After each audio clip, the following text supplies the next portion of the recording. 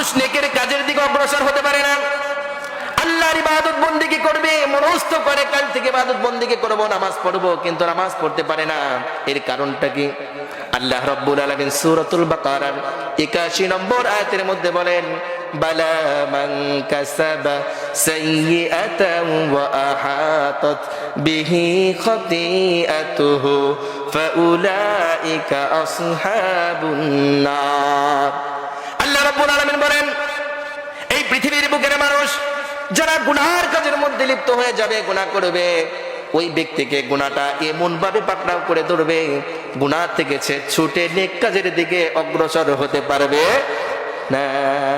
দেখছেন, এর মানে হলো যখন কোনো মানুষ গুনার কাজের মধ্যে লিপ্ত হয়ে যাবে, গুনাহ করার পর ওই ব্যক্তি সওয়াবের কাজের দিকে অগ্রগতি পাবে না।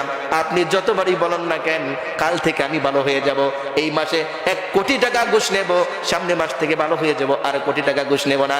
কিন্তু আমার ভাইরা, 1 কোটি টাকা ঘুষ নেওয়ার কারণে আপনি যে গুনাহ করেছেন, সামনে মাসে এই গুনার ধাপে ধাপেই আপনাকে এই গুনার ফলাফল স্রোত হিসেবে আপনাকে আবার 1 কোটি টাকা ঘুষ নিয়ে ছাড়বে।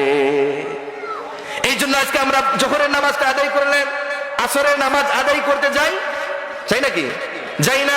জুমার নামাজটা আদায় করার পর শনিবার থেকে নামাজের দিকে আর যাই না, মনে করি সপ্তাহে একবার নামাজ। এর কারণ কি?